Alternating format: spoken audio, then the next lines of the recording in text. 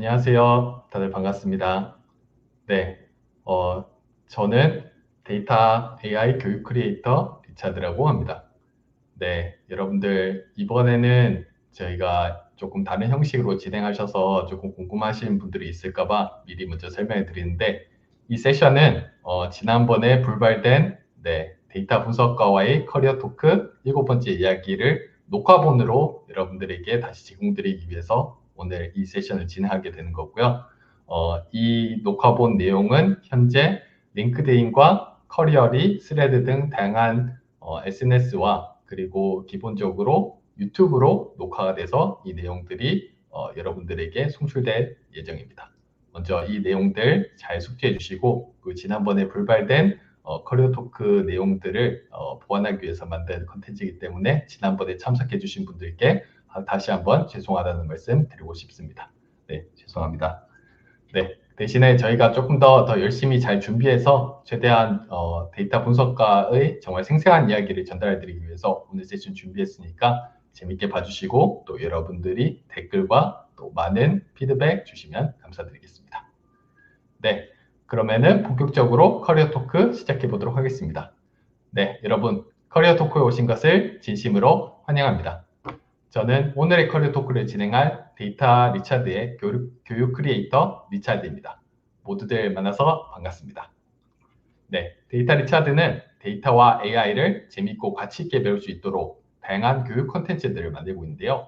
오늘 진행할 커리어 토크에서는 데이터 또는 AI 산업에서 일하시는 현업자분을 모시고 온라인 공간에서 함께 이야기를 나눠볼 예정입니다. 여러분들은 이번 커리어 토크에서 현재 데이터와 AI 분야가 어떻게 이루어져 있는지를 살펴보고 다양한 정보와 노하우를 공유하기 위해서 이 자리를 마련하게 되었습니다. 오늘 모실 게스트분은 여러 분야에서 일하시면서 다양한 경험과 또 이를 통해 배운 교훈들을 나누어 주실 예정입니다. 또한 이번 커리어 토크에서 여러분들 역시 커리어에 대한 생각들을 또한 자유롭게 공유하면서 더 나은 커리어를 만들 기회를 시간이 되시길 바랍니다. 그럼 이번 커리어 토크에 대해서 한번 진행 순서에 대해서 간단하게 소개해 드리도록 하겠습니다. 커리어 토크는 총 3개의 섹션으로 이루어져 있는데요. 첫 번째는 10분에서 15분간 게스트분의 자기소개를 여러분들의 프레젠테이션과 함께 커리어 스토리를 들으실 수 있습니다. 그 다음 세션은 커리어 게스트분의 자기소개에 이어서 저와 게스트분의 1대1 대담을 통해 다양한 커리어 주제에 대해서 함께 이야기를 나눠볼 예정입니다. 그리고 마지막 세션은 실제로 라이브였다면 여러분들이 직접 참여하셔서 다양한 질문과 궁금한 점들을 받아서 게스트분과 제가 대답하는 각자의 시간을 가질 예정이었는데요. 현재는 녹화본이기 때문에 그 내용들은 제공되지 않지만 여러분들이 댓글이나 또는 궁금한 점들을 저희에게 DM으로 보내주시면 그 부분들을 최대한 답변을 드리기 위해서 저희도 최대한 노력해 보도록 하겠습니다. 네, 그러면은 제가 오늘 게스트분을 이렇게 소개해 드릴 차례인데요. 오늘 와주신 게스트분은 바로 데이터 분석가 조준희 님이십니다. 네, 준희님 만나서 반갑습니다. 네, 안녕하세요. 초대해 주셔서 감사합니다. 네, 준희님에 대해서 제가 간단하게 소개를 드리고 싶은데요. 현재 지금 계신 직장이 완전히 밝히지는 못하지만은 지금 현재 글로벌 이커머스 기업에서 근무하시는 걸로 알고 있습니다. 네, 그래서 준희님이 현재 지금 준비해 주신 프레젠테이션과 함께 자기소개를 하시면서 어떻게 커리어를 만들게 되셨는지에 대한 간단한 소개와 함께 여러분들의 프레젠테이션을 지금 시작해 보도록 하겠습니다. 네, 혹시 제 화면이 지금 보이시나요?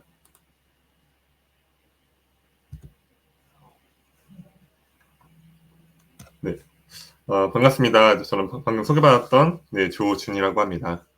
먼저 간단한 제 소개와 함께 오늘 좀 커리어 토크 세션을 좀 알차게 구성해 보려고 하는데요. 간단히 소개드리면 저는 지금은 이제 아마존 글로벌 셀링 코리아라는 곳에서 일을 막 시작했고 아직 그런 뭐 소속 노출이나 이런 부분들에 대해서 좀 조심스러운 부분이 있어서 이렇게 말씀드린 거 양해를 구하고요. 다만 제 대부분의 커리어는 나이키 코리아라는 글로벌 기업에서 데이터 및 인사이트 분석가로서 일을 주로 하였습니다. 이전에는 UN 기구에서 잠깐 일한 경험도 있고 또 제가 대학 시절에 서울대생 백인의 시크릿 다이어리라는 책을 출간한 경험도 있는데요. 이 경험을 기반으로 데이터 분석 업무 시 매일 이제 활용하고 있는 태블로라는 툴을 소재로 또 바로 시작하는 태블로라는 책도 출간한 경험이 있습니다. 저는 뭐 자격증 취득, 뭐 블로그 집필 등 여러 활동을 기반으로 이제 오늘과 같이 이렇게 소통하면서 강의할 수 있는 기회를 좀 얻게 되었었는데요. 그 추후에 슬라이드를 통해서 어떻게 이런 활동들이 지금까지 이어졌는지를 좀 상세하게 좀 설명을 좀 드리려고 합니다. 그리고 이후에는 제가 이 커리어 패스를 밟아온 과정들 설명드림과 더불어서 제가 주로 받았던 질문들에 대한 답변도 소개드리고 또 제가 생각하는 데이터 분석가의 그런 역할에 대해서 설명드리고 오늘 세션을 마무리하도록 하겠습니다. 먼저 가장 자주 받는 질문 중에 하나입니다. 비전공자도 데이터 분석 업무를 할 수 있을까요? 라는 질문인데요. 특히 이제 데이터 분석 쪽으로 좀 직무를 피벗하고 싶으신 분들, 혹은 이제 졸업을 앞두고 사회초년생으로서 데이터 분석 직군으로 가고 싶으신 분들께서 되게 자주 던져주시는 질문인 것 같아요. 우선 결론부터 말씀드리면 가능하다, yes라는 말씀을 드릴 수 있을 것 같아요. 저의 경우가 되게 좋은 예시가 될 수 있을 것 같은데요. 저는 처음부터 데이터 분석 포지션으로 일을 하게 된 것은 아니었습니다. 저도 취업 준비 기간이 좀 있었고 당시에는 사실 제가 정확하게 무슨 일을 하고 싶은지를 잘 몰랐던 것 같습니다. 막연히 졸업할 때가 되면 뭐라는 게 생기겠지라는 그런 생각이 있었는데 막상 졸업할 때가 되니까 수천 개의 기업 중에서 어떤 게 나에게 잘 맞는지, 또 수백 개, 수천 개도 직무 중에서 어떤 직무가 잘 맞을지 잘 모르겠더라고요.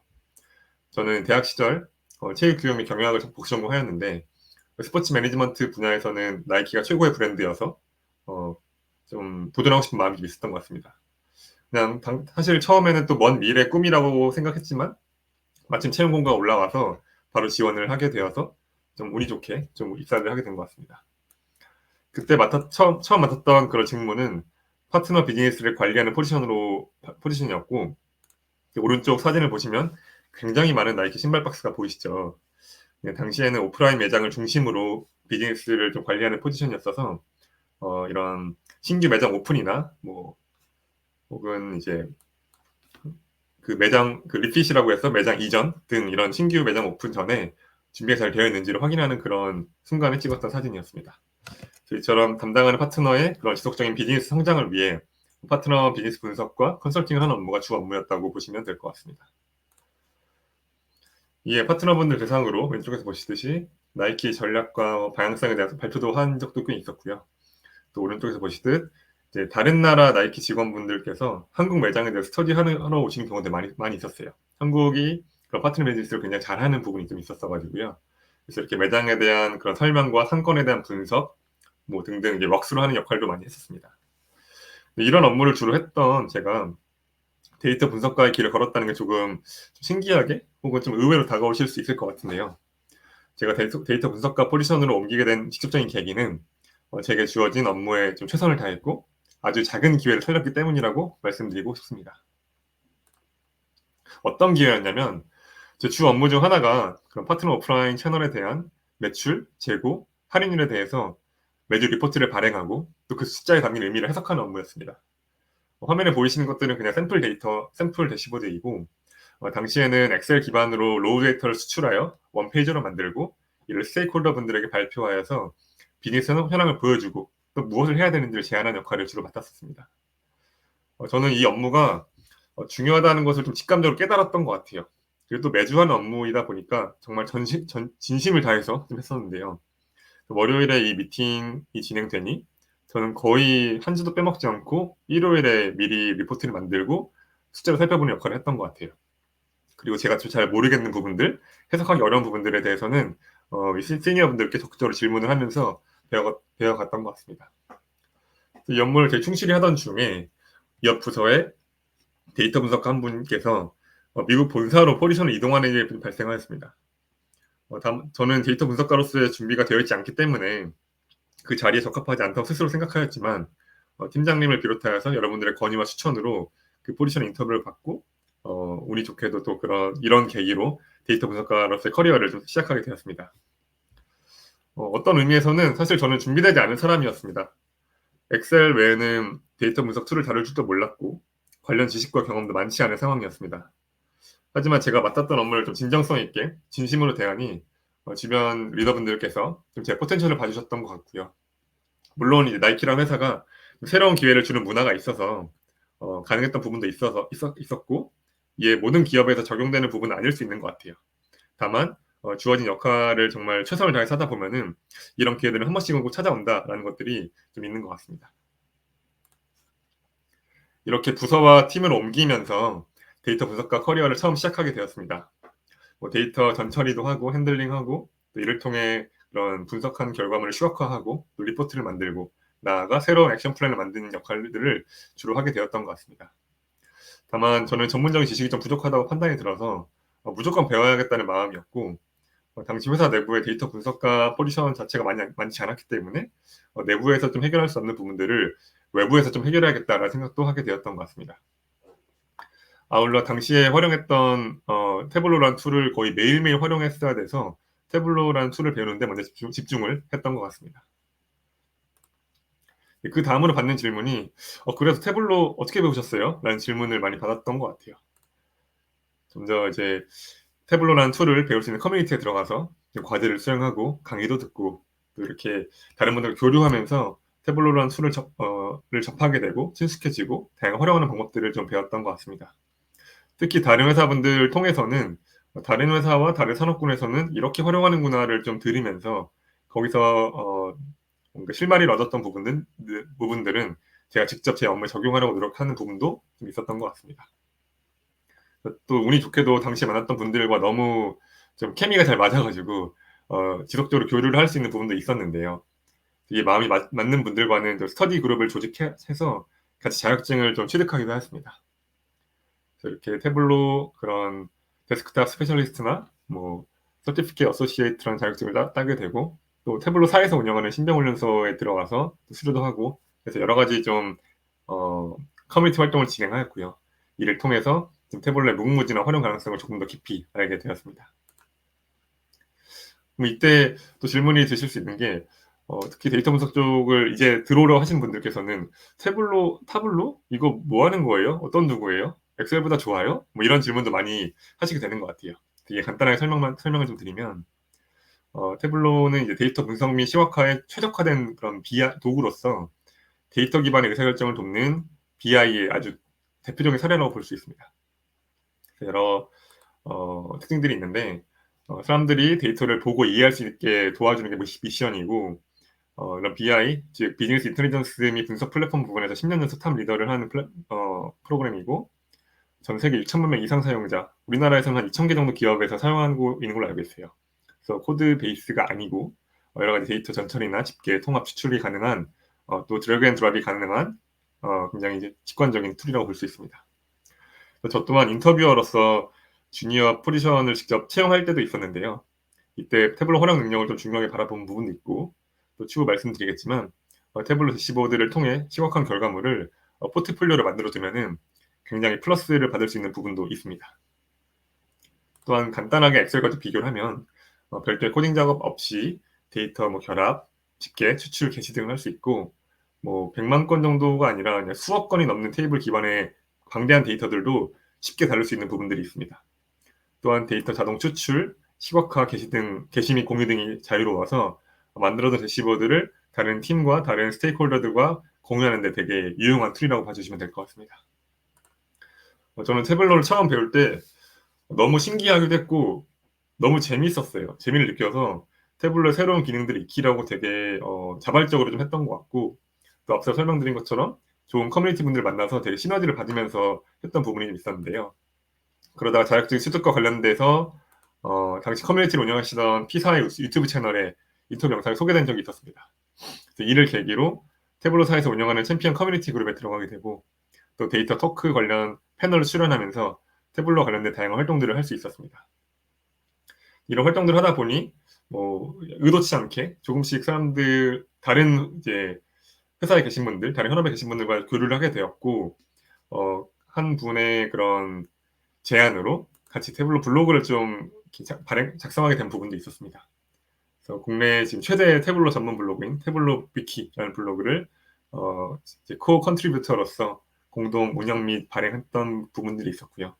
이 블로그를 쓰면서 더욱더 태블을 활용한 다양한 시각화 방법은 물론 분석 기법이나 비즈니스 시나리오 관련된 부분들을 더 자연스럽게 배우고 공유할 수 있었습니다. 블로그 한 편 쓰는데 정말 12시간 넘게 굉장히 정성스럽게 좀 썼었는데 그렇게 하다 보니 이렇게 블로그 작성한 글들을 모아서 책을 낼 수 있지 않을까라는 생각을 좀 하게 되었습니다. 이게 이제 몇 가지 몇몇 출판사에 출판 기획서를 보냈고 두 곳에서 연락이 왔는데 그중에 한 곳과 계약을 맺어서 같이 좀 책을 좀 집필하게 된 부분도 있었습니다. 여러 사정으로 여기 계신 공동 집필진 분들 중에서 이제 노엘명이라고 되어 있는 명원식님과 같이 공동 집필하여서 바로 시작하는 태블로라는 제목의 책을 출간하게 되었습니다.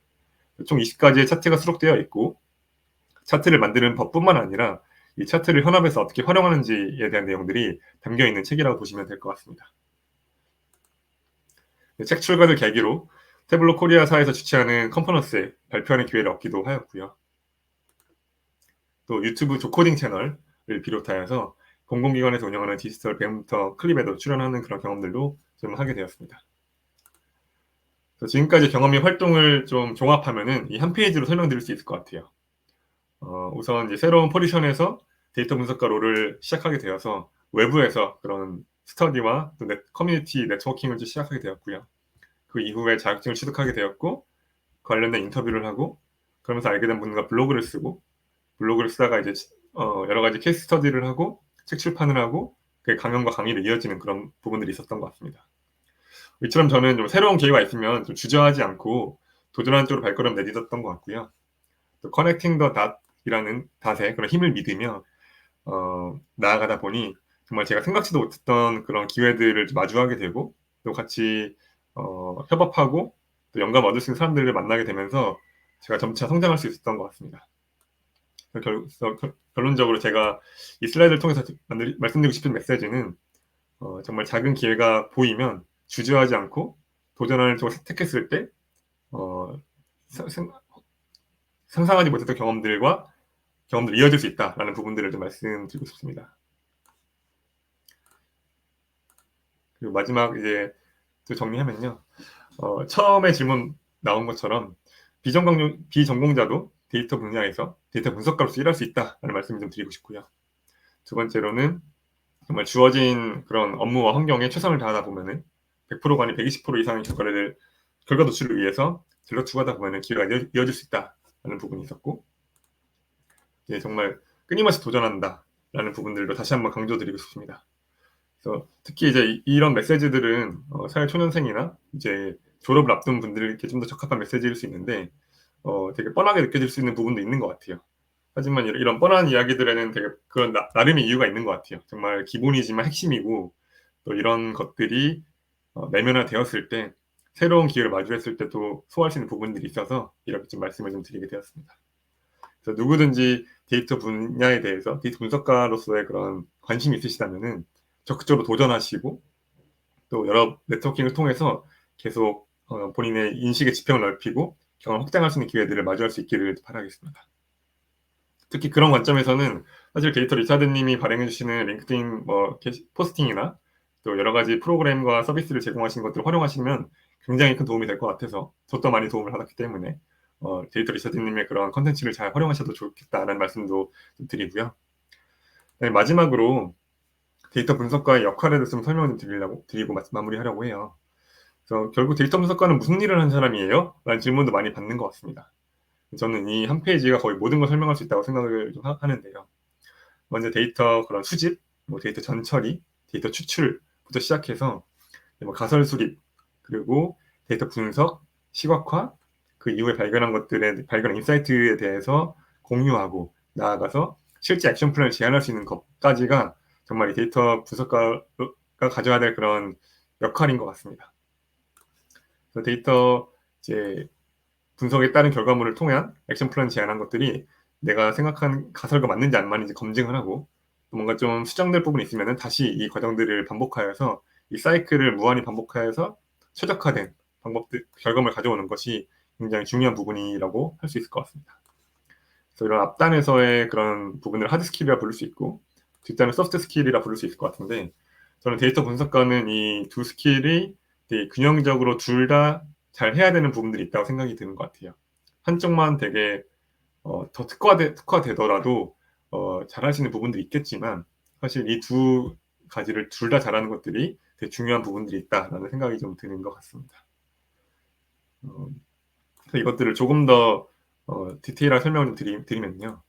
하드 스킬을 했을 때 뭐 보통 그런 툴을 다루는 능력들이 있을 수 있겠죠. 뭐 MS 오피스를 비롯하여서 뭐 태블로나 파워 BI 같은 그런 시각화 툴, 뭐 SQL, 파이썬, 뭐 R 등등 여러 가지 그런 데이터 분석 기법과 또 툴을 다루는 능력들이 좀 있을 것 같습니다. 소프트 스킬이라 하면은 그런 도메인 너리지, 즉 해당 산업군에 필요한 그런 지식과 그런 비즈니스 관련된 것들이 그런 컨텍스트가 있을 것 같고요. 그 외에 뭐 발표하는 능력이나 협업 능력, 멀티태스킹하는 능력, 또 이제 분석적인 사고, 약간 직관에 의한 의사결정이 아니라 데이터 기반의 숫자 기반의 의사결정할 수 있는 그런 부분들이 있을 것 같고, 또 필요에 따라서는 약간 뭐 비즈니스 잉글리시가 가능한 부분들도 있으면 플러스가 되는 부분이 있을 것 같아요. 특히 외국계 회사의 같은 경우는 영어를 많이 쓰기도 하는데, 전 특히나 도움이 됐던 부분이 다른 나라 분석가들과 교류하면서 얻었던 인사이트들이 되게 도움이 많이 됐던 것 같아요. 저는 나이키 있을 때 일본, 멕시코, 싱가폴, 그다음에 미국 본사 분들과 교류를 많이 했었는데 그 분석가 분들에게 제가 진행하는 프로젝트를 공유하고 피드백 받다 보면은 더 좋은 방향으로 더 좋은 퀄리티로 갔던 경험들 많이 있었던 것 같아요. 그래서 주기적으로 터치베이스를 하면서 제가 또 알려줄 수 있는 거 알려주고 배울 수 있는 거 많이 배웠었는데 그런 거 할 때 어느 정도 소통 가능한 영어가 있으면 영어 실력이 되면 되게 좋은 부분이 있는 것 같다라는 부분도 좀 말씀드리겠습니다. 또한 그런 질문도 많이 받는 것 같아요. 하드 스킬 키우기 위해서 해야 될 것 너무 많은데 뭐부터 하면 좋을까요? 라는 질문도 많이 받는 것 같은데요.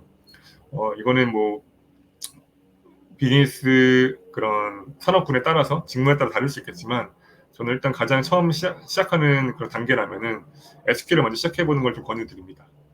SQL은 50년 역사가 넘은 그런 툴로서 가장 기본적이지만 핵심적으로 쓸 수 있는 그런 툴이기 때문에 SQL을 먼저 배우고 나서 그 이후에 다른 툴로 확장하는 것들을 조금 더 추천드리게 되는 것 같아요. 아울러 또 소프트 스킬 관련해서 이런 것도 어떻게 키울 수 있어요? 라는 질문도 많이 받는 것 같아요. 그래서 소프트 스킬은 사실 단기간에 좀 뭔가 학습하거나 배우기 좀 어려운 부분이 있을 수 있죠. 이건 약간 되게 정량적이지도 않고 정성적인 부분이고 또 사람에 따라서 받아들이는 그런 게 다를 수 있기 때문이죠. 다만 대학생분들이라면 이제 조별 과제 할 때부터 그런 팀 프로젝트 할 때부터 잘 협업할 수 있는 그런 기회들을 많이 접하게 되니까 그때 어떻게 포지션하면 좋을지 어떤 식으로 했을 때 결과물이 좋아지는지 이런 것들을 잘 눈여겨보시면 좋겠다라는 생각이 드는 것 같습니다. 현업에 계신 분들은 사실 혼자서 하는 그런 업무보다 다른 분들과 협업하는 그런 기회도 훨씬 더 많으실 거라고 생각이 들어요. 그럴 때 조금 더 효과적인 그런 커뮤니케이션 하는 방식이나 좀 더 효율적으로 프로젝트를 완수할 수 있는 능력들에 대해서 다각적으로 살펴보고 그 스킬들을 개발할 수 있도록 나아가면 좋을 것 같고요. 특히 저는 이제 데이터 분석가한테 제일 중요한 또 소프트 스킬 중에 하나는 그걸 설득하는 영역인 것 같아요. 분석 결과를 가지고 이런 인사이트를 도출했어서 이렇게 해야 됩니다. 라는 액션 플랜을 해야 되는 부분이 있는데요.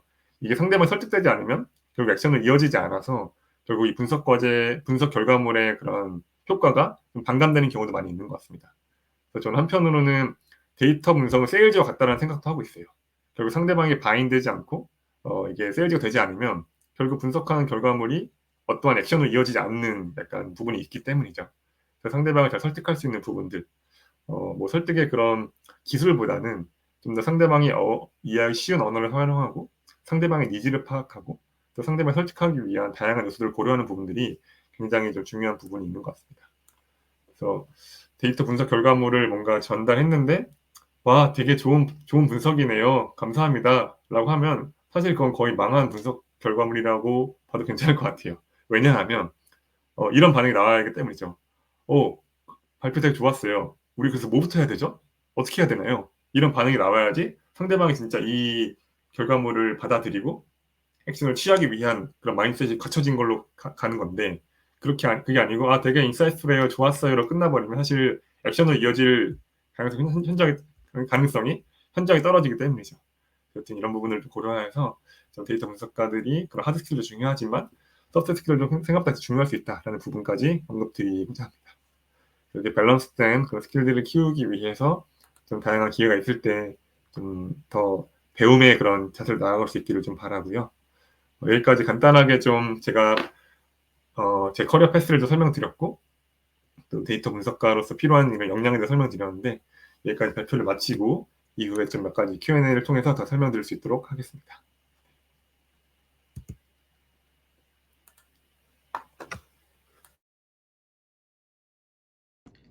네, 너무 일단 발표 잘 들었고요. 되게 저도 사실 데이터 분석가를 추구하고 지금 현재 커리어를 쌓아나가는 입장에서 굉장히 공감되는 내용들이 많았고, 그리고 제가 또 몰랐던 부분들을 새롭게 또 알려주시는 부분도 있어서 이번 발표가 저에게는 되게 뜻깊었던 발표였던 것 같습니다. 두 번째 세션에서 저희가 이제 준희님 말씀하셨던 것처럼 저희가 이렇게 대담을 하면서 이제 그 내용들에 대해서 조금 더 이야기를 나눠볼 예정인데요. 저희 두 번째 세션에서는 각자 서로 준비한 그런 질문들을 통해서 서로가 가지고 있는 커리어들의 생각들을 공유하고 또 서로 간에 배워보는 시간들을 가져볼 예정입니다. 네, 그러면은 제가 먼저 준희님한테 이제 준비했던 질문들이 몇 개 있는데 사실 앞쪽에서 주인님께서 너무 미리 잘 설명을 해주셔서 제가 가졌던 질문 중에서 몇 가지는 이미 대답이 된 부분들이 있었어요. 그래서 아마 제가 발표를 들으면서 들었던 몇 가지 질문들이 있는데 그 부분들에 대해서 한번 질문을 드려보고 싶어요. 먼저 준희님이 느끼셨을 때 비전공자의 입장에서 가장 처음 시작할 때 두려웠던 점이나 또는 내가 이 비전공자이기 때문에 전공자에 비해서 이런 부분들이 많이 떨어지거나 아니 부족했다고 생각했던 부분 중에서 최대한 많이 갖추려고 노력했던 부분들이 있다면 혹시 어떤 부분들이 있으셨을까요? 네. 우선 비전공자분들은 비슷한 생각을 가지실 것 같은데 나는 전공자도 아니고 툴을 잘 다룰지 모르기 때문에 과연 내가 할 수 있을까라는 생각에 생각보다 사로잡히는 경우도 많이 있고 그 생각에 사로잡히는 기간도 되게 길어지는 경우도 많이 있는 것 같아요. 이게 결국 첫 시작을 뭔가 첫 스텝을 내딛는데 저해야 하는 가장 큰 심리적 장벽이라 생각이 드는 것 같은데요. 그 심리적 장벽을 빨리 깨부실수록 되게 더 빠르게 배움의 그런 자리로 갈 수 있는 부분이 있는 것 같아요. 저는 뭐 SQL도 모르고 뭐 파이썬도 모르고 태블로도 모르고 뭐부터 해야 될까요? 라는 그 질문의 사실 내면에는 나 진짜 아무것도 모르는데 진짜 어떡하지? 이 마음이 좀 담겨져 있는 부분이 있는 것 같아요. 그래서 심리적으로 좀 그 장벽을 좀 깨는 게 좀 필요한 것 같고 두 번째는 툴을 또 배워 나가면 나갈수록 이제 기초는 알겠고 어느 정도 하겠는데 과연 내가 구급자가 될 수 있을까? 라는 의문도 스스로 많이 갖게 되는 부분이 있는 것 같아요. 물론 이건 다른 분들과 좀 다른 뷰일 수 있지만 제가 생각하는 거는 어떤 툴을 다루든 간에 항상 뭐 초급, 중급, 고급 있다 했을 때 고급으로 무조건 가야 된다는 생각은 좀 버리는 것도 도움이 되는 것 같아요. 제가 강의할 때도 주로 하는 게 왕초보 분들을 고급으로 만들어 드릴 수는 없지만 왕초보를 초보로 빨리 만들어 줄 수 있다라는 부분들을 많이 언급하기도 하는데요. 그게 약간 실제 어떤 강의를 듣거나 좀 진도를 나가고 나만의 그런 포트폴리오 만들 때 좀 뭔가 도움이 될 수 있는 그런 생각의 그런 하나의 그런 조각인 것 같아서 조금 공유를 드리게 됐습니다. 그래서 저 같은 경우는 그런 생각을 사실 뭐 저도 많이 했지만 그냥 최대한 많은 분과 네트워킹하면서 뭐 나만 그런 거 아니구나, 이런 분도 이렇게 했었구나, 이게 뭐 시간의 문제가 아니고 내가 얼마나 정말 이렇게 자발적으로 하고자 하는 의지에 따라 달린 거구나를 느끼게 됐어서 저는 다행히도 감사하게도 좀 초반에 그런 생각들을 빨리 깨부셨던 것 같은데 혹시나 그런 생각들이 있으신 분들이 있다면 그런 거 다 내려놓고 그냥 당장 나의 마음에 굉장히 클릭되는 마음에 끌림 있는 그런 부분들에 대해서 그냥 새롭게 배워보는 것들로 배움의 자리에 나가는 것을 되게 추천을 좀 드립니다. 네, 되게 어떻게 보면은 실제로 이거는 조금 더 그런 이야기랑 연결될 수 있을 것 같아요. 좀 더 제너럴리스트가 되냐, 스페셜리스트가 되냐의 그런 이야기로 연장될 수 있을 것 같은데, 준희님이 생각하시는 그런 데이터 분석가는 조금 더 제너럴리스트를 추구하면서 여러 가지 다양한 도구들을 왕초보에서 초보로 갈 수 있는 그런 빠른 배움들을 추구하면서 계속 그런 장벽들을 부셔나가는 그런 과정으로 생각하신다고 저는 이해했습니다.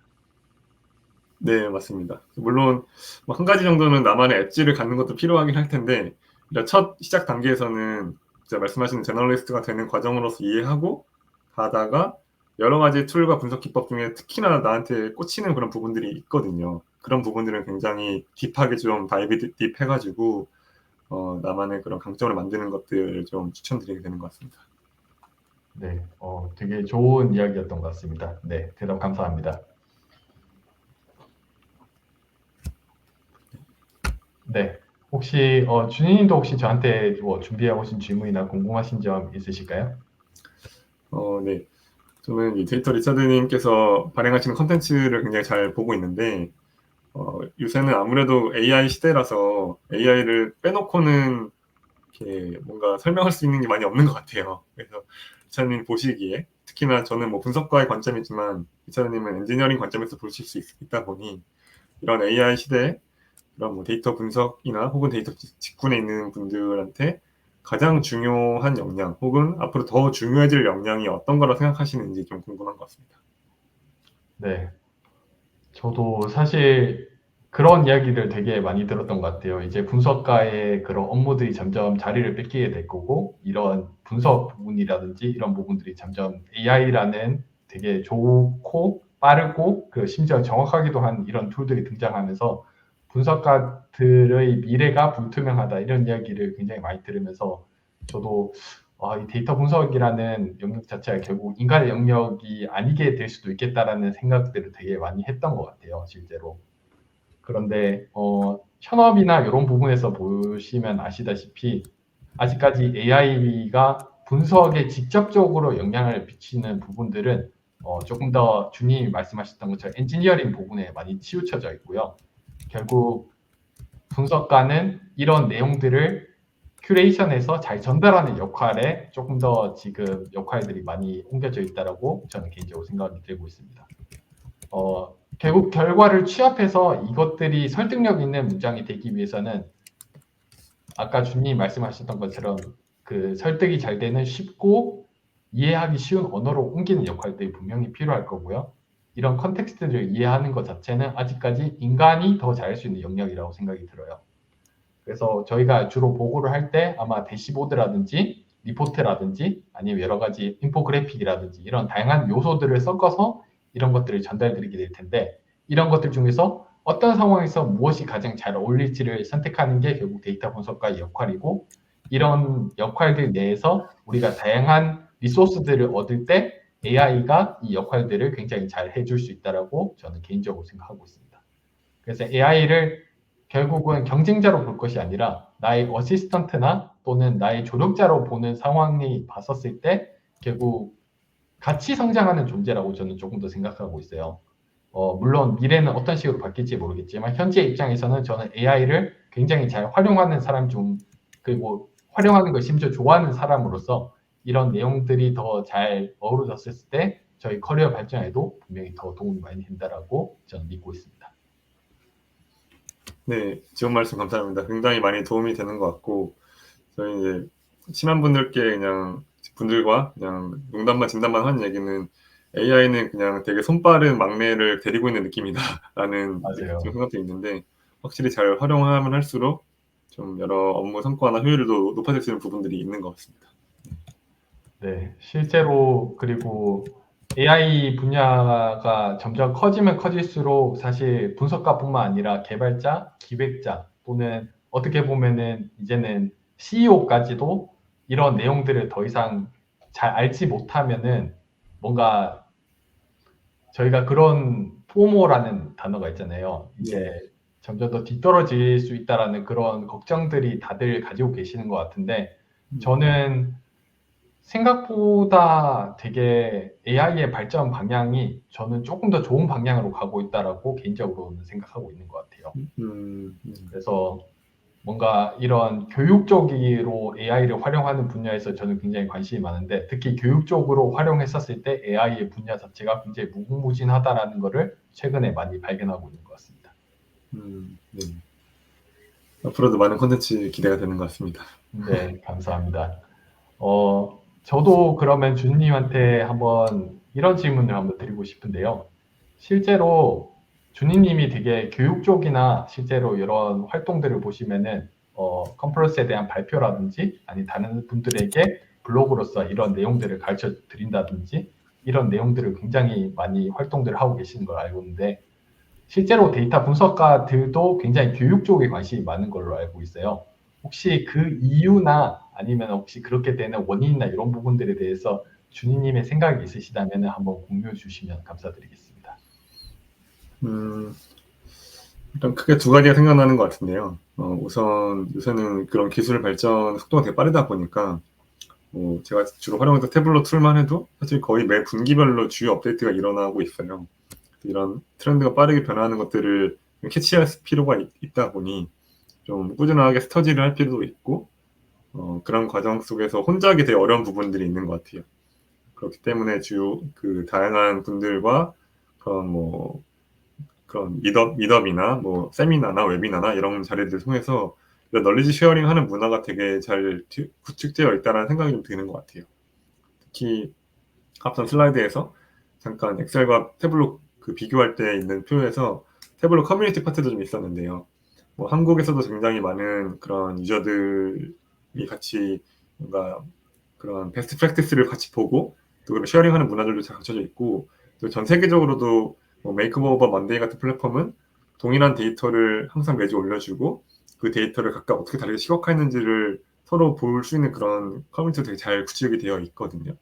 그래서 이렇게 좀 빠르게 변하는 그런 트렌드를 좀 혼자서는 좀 캐치업하기 어려우니 같이 좀 쉐어링하는 그런 문화들이 좀 잘 되어 있고 또 그런 니즈들이 잘 발현이 되어서 좀 그런 분석 관련된 교육 같은 컨텐츠들이 많이 생겨나고 있는 게 아닌가라는 생각이 좀 드는 것 같고요.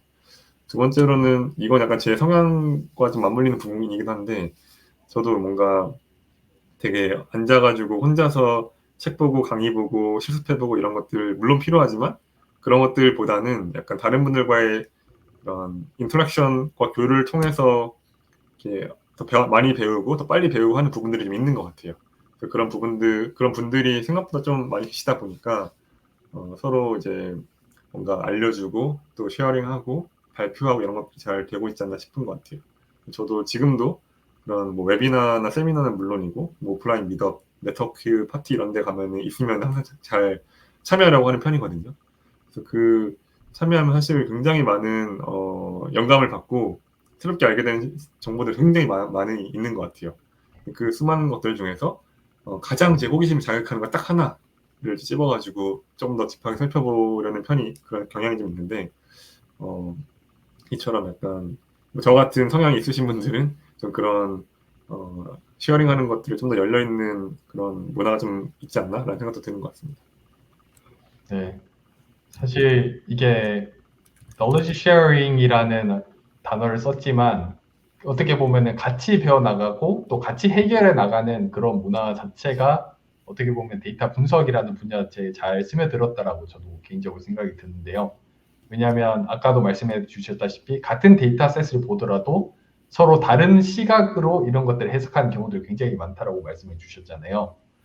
특히 태블로 같은 경우에는 정말 다양한 기능들이 많다 보니까 어떻게 보면은 대시보드를 봤었을 때 이 대시보드를 보였을 때 이 느끼는 인사이트가 또 다르고 또 저 대시보드를 봤었을 때 느끼는 인사이트가 또 다를 수 있다라고 생각이 들어요. 그래서 그런 부분들을 서로 간에 배워가면서 더 좋은 뭔가 저는 이제 비유하는 걸 좋아하는데 하나의 이제 레이드라 그러죠. 보스 몹이 있고 이 보스를 같이 협업을 해서 잡는 약간 그런 느낌이 든다라는 생각이 들었습니다. 네, 맞습니다. 진짜 말씀하신 대로 그런 게 좀 있는 것 같아요.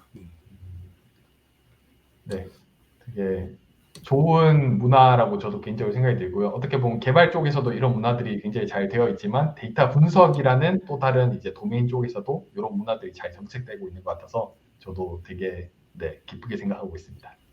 네, 근데 그런 문화를 만들어 가시는데 가장 앞장서고 계신 리사님으로서 이게 또 저도 궁금한 게 있는데 굉장히 다양한 콘텐츠를 만들고 또 쉐어링을 되게 잘 하시는 편이시잖아요. 그래서 어떨 때 약간 가장 큰 보람을 느끼시는지 그리고 이렇게 굉장히 꾸준하게 활동하시는 그 원동력이 무엇인지 좀 궁금한 것 같습니다. 네, 일단은 저도 일단 비전공자 출신인 게 굉장히 큰 것 같아요. 첫 번째로. 왜냐하면은 비전공자일 때 저도 항상 느꼈던 것 자체가 이런 것들을 잘 정리해서 뭔가 누군가 알려줬다라면 내가 조금 더 재밌고 그리고 뭔가 조금 더 가치 있게 이런 내용들을 잘 쓸 수 있었을 텐데라는 그런 생각들이 항상 공부하면서 들었었고요. 그리고 이 데이터 분석이라는 분야 자체가 처음에 대학에서 들었을 때랑 현업으로 들어왔을 때랑 느낌이 굉장히 좀 달랐었어요, 사실. 제가 한국은 어쩔지 모르겠지만 미국에서 처음에 데이터 분석을 공부했었을 때는 주로 프로그래밍이라든지 통계라든지 이런 내용들을 중심으로 이런 내용들이 진행이 됐었었는데 실제로 현업에 와서 보니까 그것보다는 좀 더 비즈니스에 관련된 문제들을 풀고 다양한 자원들을 어떻게 하면 효율화시키고 그리고 다른 사람들을 설득할까에 대해서 조금 더 많이 집중을 하고 있어서 이런 학업의 집중하는 분야와 현업에 집중하는 분야의 갭이 크다라고 개인적으로 많이 느꼈습니다. 그래서 이런 갭들을 줄여주는 과정 자체가 조금 더 건강한 데이터 분석 문화를 만들 수 있지 않을까라는 게 첫 번째 제 원동력이 되었던 것 같고요.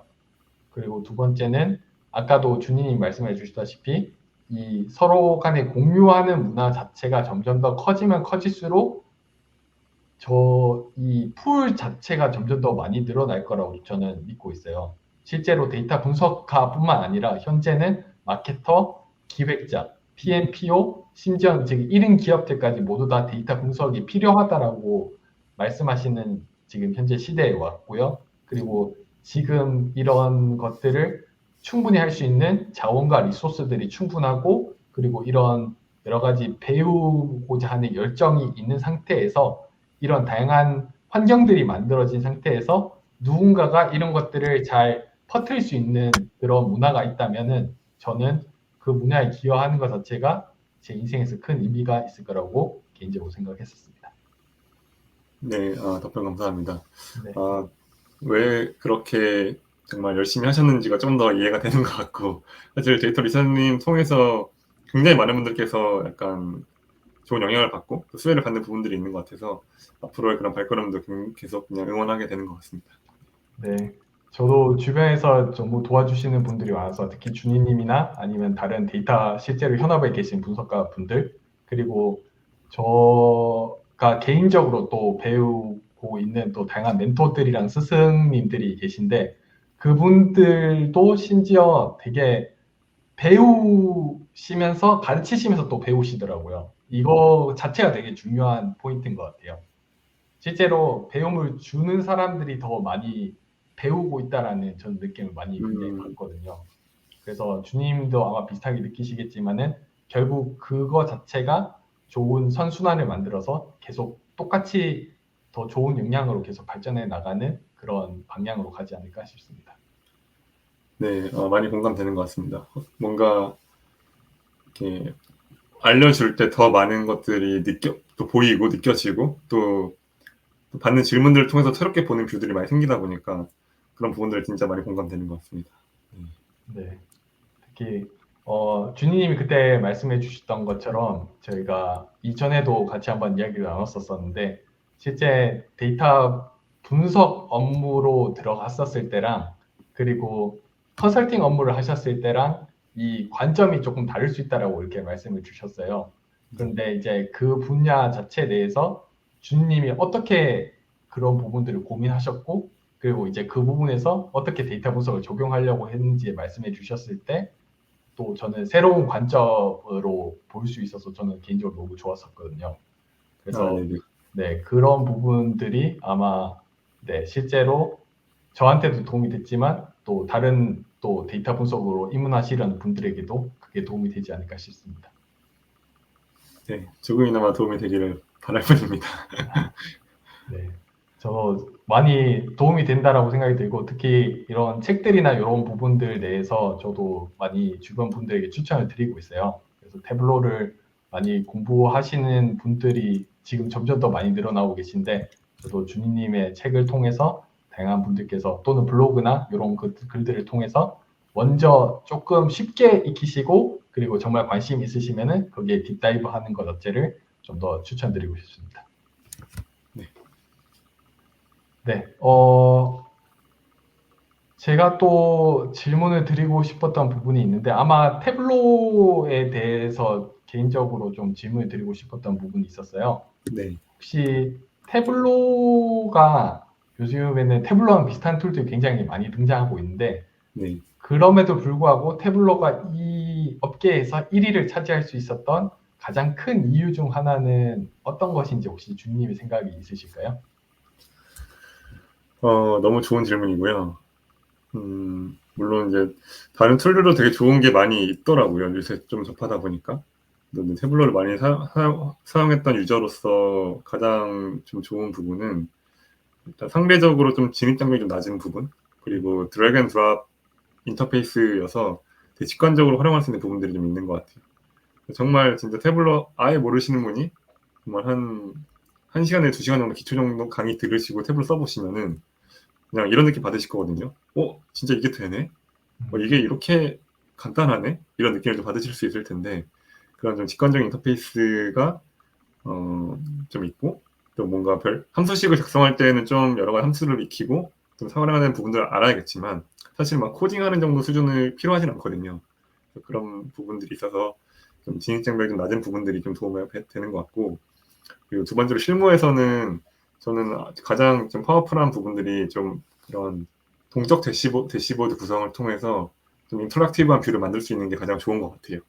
단순히 대시보드 하나 만들어서 그냥 원페이지 형식으로 PDF로 딱 저장해서 쓰는 게 아니라 어떤 데이터가 표현됐을 때 이 부분 왜 그렇지? 라고 했을 때 뭐 클릭을 하거나 혹은 마우스 오버를 통해서 부연 설명이 나와서 계속 딜러할 수 있는 부분들, 그리고 내용이 좀 더 많다면은 저 같은 경우는 대시보드 하나에 다른 대시보드 링크를 걸어놔가지고 뭐 이 부분 딜러 하고 싶다 싶으면은 클릭했을 때 다른 대시보드 넘어가고, 거기서 계속 더 한 뎁스 두 뎁스 이렇게 더 들여다볼 수 있는 부분들이 있거든요. 그런 동적 대시보드 활용하는 게 굉장히 태블로의 가장 큰 매력 중에 하나가 아닌가라는 생각이 드는 것 같습니다. 네. 마치 제가 듣기로는 뭔가 또 다른 데이터 분석가가 그 안에 있어서 뭔가 이런 질문들에 대한 대답들을 뭔가 이런 클릭이나 아니면은 또 다른 페이지로 넘어가는 거나 이런 부분에서 뭔가 대답을 해주는 느낌으로 태블로를 많이 사용하신다는 느낌을 많이 받았습니다. 네, 맞아요. 그리고 저도 대시보드 만드는 작업들 되게 많이 했었는데 그때 항상 기억하는 단어 중에 하나가 셀프 익스플래너토리라는 단어거든요. 그래서 제가 이 대시보드는 이거 이렇게 활용하셔야 되고 이거 이렇게 하면 좋아요라는 설명을 하지 않아도 그냥 처음 보는 사람이 이거만 봐도 직관적으로 이거 이렇게 보면 되겠네라고 알 수 있게끔 만드는 게 제일 좋은 시각화라고 생각을 하고 있어요. 그래서 뭐 필요하면은 부연 설명도 써놓기도 하겠지만 여하튼 처음 보는 사람들이 봐도 바로 단번에 이해가 되고 또 드릴이라도 할 수 있고 계속 혼자서 이게 필터도 정도 해보고 매개면서 바꿔보면서 바꿔서 원하는 뷰를 볼 수 있게끔 만드는 게 좀 목표였다 보니까 약간 대시보드 자체가 되게 별도의 부연 설명 없이 활용할 수 있는 수준으로 만드는 게 되게 중요한 포인트 중에 하나였던 것 같습니다. 이해했습니다. 되게 그런 대시보드를 만들고 싶어 하시는 또 데이터 분석가분들이 되게 많으실 것 같아요. 네, 모든 데이터 분석가들, 특히 대시보드 작업하시는 분들의 공통적인 그런 목표 내지 과제가 아닐까 싶은데 이게 또 그런 부분도 있는 것 같아요. 저 분석가로 일할 때 약간 그 분석가, 그러니까 팀 규모에 비해서 좀 질문을 받거나 혹은 요청을 받는 스테이크홀더 숫자가 압도적으로 많을 때에는 사실 모든 요청과 요구사항들을 받아서 수정하기 되게 어려운 부분들이 좀 있거든요, 물리적으로. 그래서 최대한 자동화와 최적화를 해야지만 분석가가 진짜 일할 수 있는 룸을 만들 수 있기 때문에 그런 부분은 항상 염두에 두는 게 좀 필요한 부분이 있는 것 같습니다. 그러면은 제가 이제 또 어떻게 보면 또 팔로우업 질문일 수 있는데 네, 최근에 자동화 부분에 대해서 사실 굉장히 붐이 일었잖아요. 네. 어떻게 보면은 이런 자동화 부분을 데이터 분석에서 만약에 적용을 하신다면은 준희님은 어떤 부분을 가장 자동화하고 싶으시고 그리고 혹시 자동화를 하기 위해서 사용해 보신 경험이나 툴이 있는지 그런 부분도 좀 궁금한 것 같습니다. 네, 두 가지가 떠오르는데요. 첫 번째는 이런 태블로를 활용한다면 새로운 데이터 적재됐을 때 데이터 추출을 별도로 진행하지 않더라도 자동으로 데이터 추출을 리프레시할 수 있는 기능들이 좀 있습니다.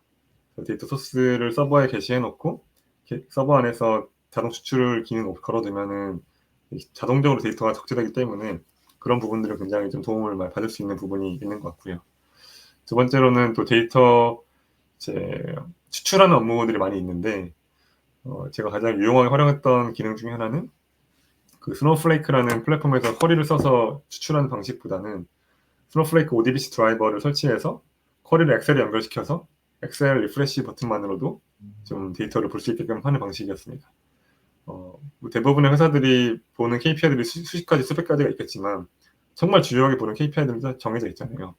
그런 KPI들에 대해서는 다양한 기간과 뭐 여러 가지 다양한 필터들로 봐야 할 때가 많이 생기는데 그럴 때마다 그런 쿼리문을 수정해서 추출하기보다는 약간 큐브 형식의 피벗 테이블 형식의 엑셀로 뷰를 만들어 놓고 쿼리에 리프레시만 누르면은 새로운 이제 데이터가 들어오기 때문에 추출 업무를 진행할 때 소요되는 시간들을 확 줄였던 부분들이 있었던 것 같아요. 그 ODBC 드라이버 활용하면서. 그래서 그런 부분들을 활용하면은 완전 자동화까지는 아니지만 그래도 조금 더 수월하게 업무할 수 있는 부분들이 있지 않는가 생각이 좀 드는 것 같습니다. 네. 실제로 데이터 분석가 분들이 가장 어떻게 보면은 재밌어 하시기도 하지만 또 어렵게 느끼시는 부분들이 이런 쿼리나 또는 다양한 이런 요구 사항들에 맞추어서 데이터를 추출하는 과정이 있으실 텐데 그런 부분들을 좀 더 내가 잘 사용할 수 있게끔 또는 다른 분석가들이 잘 사용할 수 있게끔 추출해서 엑셀 형태로 자동으로 추출하는 아이디어 자체도 저는 되게 신선한 그런 아이디어였던 것 같습니다. 공유해 주셔서 감사합니다. 네. 그리고 저도 이제 새롭게 시도해 보려고 하는 것 중에 뭐 파워 오토메이트를 활용해서 자동화할 수 있는 그런 플로우 만드는 것도 좀 더 알아보려고 하는데 여튼 혹시나 영상을 보시는 분들 중에서 좋은 자동화 그런 뭐 기법이나 툴이 있으면은 댓글로 한번 남겨주시면은 저도 또 스터디 해볼 수 있을 것 같습니다. 네, 저도 사실 여러 가지들을 많이 시도하고 있긴 한데 실제로 데이터 분석가 분들이 어떤 자동화 툴을 쓰는지는 저도 굉장히 궁금하기 때문에 네, 댓글로 알려주시면 너무 감사드릴 것 같습니다. 네. 네, 이제 시간이 거의 이제 조금 다 돼가서 이제 저도 마지막 질문을 아마 하나 드리고 네, 이번 세션 마무리하거나 아니면 조금 더 대화를 조금 더 진행할 수 있으면 좋을 것 같은데 제가 항상 게스트분이 오시면은 드리는 그런 단골 질문이 하나 있는데, 네. 준희님이 결국은 10년 뒤나 결국 이제 커리어의 끝에 섰었을 때 꼭 이루고 싶은 성취나 아니면 내가 이루고 싶은 꿈이 있다면 혹시 어떤 부분이 있으실지 네, 그거 공유해 주실 수 있으실까요? 네, 오늘 들은 질문 중에 제일 어려운 질문인 것 같은데요. 저는 일단 기본적으로 어떤 골을 딱 정해놓고 그것을 위해서 쭉 달려가는 스타일보다는 다양한 그런 경험과 도전들을 통해서 계속 뻗어나가는 형식으로 좀 그동안 밟아왔던 것 같아서 사실 지금 정확히 10년 후에 이걸 꼭 하고 싶다라는 것들이 딱 떠올리기 좀 어려운 것 같아요. 다만 데이터 분석가로서 이런 경험들을 비춰봤을 때 저는 일단 데이터 힘을 너무 느껴버린 것 같아요. 이 데이터 없이는 의사결정할 수 없고 데이터 없이는 이 현상을 제대로 이해할 수 없기 때문에 데이터를 활용하되 그것이 직접적으로 비즈니스 임팩트를 낼 수 있는 그런 롤을 좀 하고 싶은 마음은 좀 있는 것 같습니다. 이게 생각보다 데이터 분석 롤을 하다 보면은 뭐 데이터 이슈 대응하거나 혹은 데이터 그런 백단에서의 그런 뭐 전처리 부분에 일을 많이 하거나 혹은 아까 잠깐 언급드렸다시피 데이터 분석 결과물을 뭔가 제안을 했는데 액션으로 전혀 이어지지 않거나 이런 업무들도 생각보다 이런 경우들도 많이 일어나거든요. 근데 다만 이 더욱더 빠르게 변화하는 이 비즈니스 트렌드와 이런 좀 더 매크로 상황이 좀 더 복잡해지는 상황 속에서 데이터를 제대로 해석하지 않고 또 데이터를 활용하지 않으면 좀 더 지속 가능한 비즈니스를 운영하기 좀 어려운 부분들이 있는 것 같아요. 정말 데이터 분석을 활용해서 진짜 비즈니스에 임팩트 낼 수 있는 그런 롤들을 좀 하고 싶은 마음이 좀 있는 것 같고 그리고 뭐 10년 후면은 좀 더 나이가 들어 있을 텐데 그때는 이제 아무래도 뭐 실무를 직접 하는 부분도 있겠지만 아마 뭐 어떤 팀을 꾸려서 갈 수도 있을 것 같아요. 그래서 그럴 때 만약에 리더 자리로 갈 수 있다면 정말 하이 퍼포밍 팀을 만들어서 정말 강력한 팀을 좀 이끌 수 있는 그런 위치에 있으면 좋겠다라는 생각도 좀 드는 것 같습니다. 저도 네, 사실 그런 미래가 진짜 10년 뒤면은 그려지는 것 같습니다. 준희님이 어느 자리에서 어떻게 팀을 이끌고 있는지 물론 10년 뒤의 일은 잘 모르지만은 제가 상상해 봤을 때 충분히 그렇게 잘 그려질 수 있는 것 같아요. 말씀 감사합니다. 맞습니다. 네, 되게 기대되고 그리고 실제로 말씀해 주셨던 것처럼 그런 데이터의 힘을 느꼈던 그런 사람으로서 되게 그런 팀들을 만들게 된다면은 저도 되게 어떻게 보면 누구나 고용하고 싶은 그런 멋진 팀들을 만들어서 뭔가 데이터 기반한 의사결정으로 비즈니스 성장을 이끄는 그런 멋진 팀을 이끄시는 모습을 네, 기대해 봅니다. 네, 감사합니다. 네, 제가 준비한 질문은 여기서 끝났고요. 혹시 준희님이 마지막으로 나누시고 싶은 내용이나 혹시 질문이 있으시면 편하게 나눠주시면 감사드리겠습니다. 저도 이제 나눌 수 있는 내용들을 다 나눈 것 같고 질문도 많이 거의 다 드린 것 같은데 그냥 마지막으로 우선 뭐 저의 좀 부족한 그런 경험담 잘 들어주신 분들께 감사 좀 드리고 저도 지금도 계속 성장하고 싶은 욕구가 되게 큰 것 같아요. 그래서 여러분들께서도 공유하고 싶은 내용이 있으시거나 또 추가로 좀 살펴보면 좋을 내용 있으시면은 뭐 댓글이나 DM 통해서 전달 주시면 같이 좀 서로 소통하고 또 서로 배워갈 수 있는 그런 장들이 생겼으면 좋겠다라는 말씀을 드리면서 좀 마무리하겠습니다. 네, 오늘 이렇게 시간 내주신 주님께 다시 한번 너무 감사드리고요. 그리고 오늘 이런 소중한 경험이랑 조언을 전해드리면서 여러분들이 더 나은 커리어를 만들어 나가는데 큰 도움이 되시길 바랍니다. 네, 커리어 토크가 여러분들의 커리어 발전에 도움이 됐다면 네, 좋아요 한번 눌러주시고요. 다음 커리어 토크에서 뵙도록 하겠습니다. 오늘 참석해 주셔서 감사드립니다. 감사합니다. 네.